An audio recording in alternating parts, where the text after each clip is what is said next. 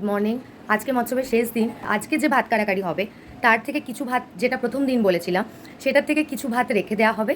রেখে দিয়ে সেটা আবার সামনের বছর ওই যে অধিবাসের সময় বের করা হয়। কোথায় থাকে কি থাকে কেউ কিন্তু জানি না। আর আমি চলে গেছিলাম, আর খুব ইচ্ছে ছিল রসগোল্লা আঁকার, তো রসগোল্লি তো কাউকে পাইনি। উনি নিজেই এসে বললেন তিলক কেটে দিই, তো একটু তিলকও কেটে নিলাম। কি ভাবছো তো কুয়োটা কেন দেখাচ্ছি? যেখানে সবার গরমে সবার কুয়ো প্রায় শুকিয়ে এসছে বললেই চলে, সেখানে এত জল যে একটু দড়ি বালতি নামালেই কিন্তু মনোহর দাসের মানে বাবার মন্দিরের কুয়োতে জল পাওয়া যায়। আর এই কুয়োর জলে কিন্তু ভোগ হয় 3 দিন ধরেই। আর সবাই একদম মনের আনন্দে নাচছে, সেটা তোমরা নিজেই দেখলে। আর সন্ধে হতেই আমি, বৃষ্টি, স্বাগতা দুটো ছানাকে নিয়ে বেরিয়ে গেছিলাম। সব আঁকড়াই মোটামুটি দেখা হয়ে গেছিলো, কিন্তু বলরাম দাসের আঁকড়া নীলবাড়ির যেটা, সেটাতে মেলা বসেছিল আর ছেলেগুলোকে নিয়ে সেখানেই যাওয়ার ছিল, তো চলে গেছিলাম সেখানে।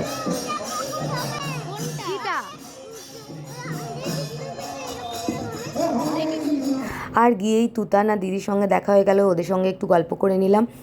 আর তারপরে চলো মেলাতে একটু ঘুরলাম। বিশেষ কিছু ঘুরিনি, কারণ প্রচণ্ড গরম ছিল সেদিনকে। বৃষ্টির কিছু বই কেনার ছিল দোদনের জন্য, আর যথারীতি বাবান তো জাম্পিং দেখলে নিজেকে আর কন্ট্রোল রাখতে পারে না। তো যেমন ও কন্ট্রোলে রাখতে পারে না জাম্পিং দেখে, সেরকম আমি আর স্বাগতাও ব্রেক ডান্স বলে যে নাগরদোলাটা, ওটা দেখেও নিজেরা কন্ট্রোল করতে পারি না। তো বৃষ্টি দুটোকে নিয়ে নিচে ছিল, আর আমি আর স্বাগতা যথারীতি চেপে গেছিলাম ব্রেক ডান্সে। একবারই চাপলাম, ইচ্ছে ছিল আরেকবার, কিন্তু যেহেতু রাত্রেবেলা আজকে সারা রাত জাগার প্ল্যান আছে, তাই এইদিকে আর লেট করলাম না। আর সবাই খাওয়া দাওয়া করে চলে এসেছি, আর আমি বললাম সবাইকে একটু হাই করে দিতে। এটাও আছে, এটা দেখাচ্ছে না কিন্তু, এটাও আছে। তো মৎসবের শেষ দিন বাংলাদেশ থেকে শিল্পীরা এসেছিলেন। রিপন দা, বগা তালেব বলে ওনার ইউটিউবের চ্যানেল আছে। তো এরকম প্রত্যেকে নামি দামি শিল্পীরা সব এসেছিলেন। কৃষ্ণ দাস বৈরাগী, ভজন বৈরাগী, অনুত্তম দাস, চন্দন দা, এছাড়া আরও অনেকে, যাদের নাম নিলাম না, ক্ষমা করে দেবেন।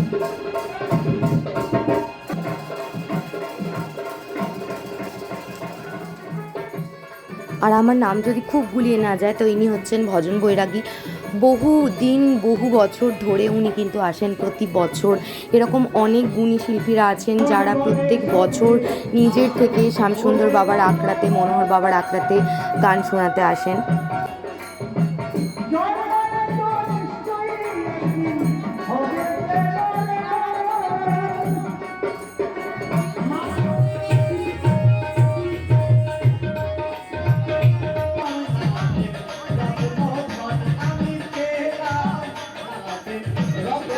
আর এই যে যেমন আমি আর স্বাগতা গেছি, সেরকম বহু মানুষরা তাদের প্রণামী বাউল শিল্পীদেরকে দিতে যান।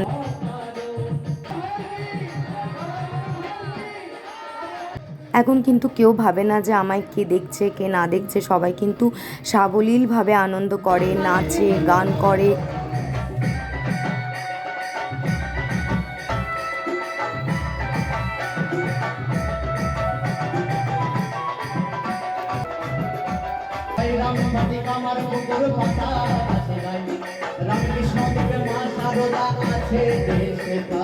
এই শ্যামসুন্দরের মন্দিরে ছোটোর থেকে আমি, বোন, আমরা সবাই কিন্তু বসে বাউল শুনতাম। বোন চলে যাওয়ার পরে বেশ কিছু বছর আমি এখানে আসতেই পারিনি, কিন্তু জীবন তো নিজের গতিতে ঠিক চলেই, তারপর সব কিছু নর্মাল করতে হয় জীবনে।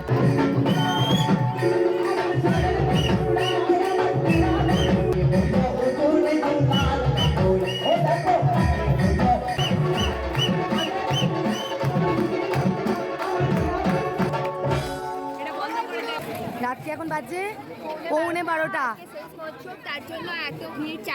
হ্যাঁ, আখড়া মানে বাউলের শুধু মুখে কি আর বাউল শোনা যায়, তাই আমরা চলে গেছিলাম মুখ চালানোর জন্য কিছু কিনতে। আর এবছর দোলনও আসেনি, আমার ছোটোর থেকে বাউল শোনার সঙ্গী। তুই যদি ব্লগটা দেখছিস, নেক্সট ইয়ার কিন্তু আমরা একসঙ্গে আবার বাউল শুনবো। আর ঝিলিকও এবছর আসতে পারেনি মৎসবে, তো নেক্সট ইয়ার আমরা সবাই মিলে কিন্তু একসঙ্গে আবার বাউল শুনবো। আর দেখতে পাচ্ছ মাঝ রাত, তাতেও কিন্তু ভিড় সমানে রয়েছে। আর আমরা অনেক কিছুই কিনে নিয়েছিলাম, তারপর চলে গেলাম আবার।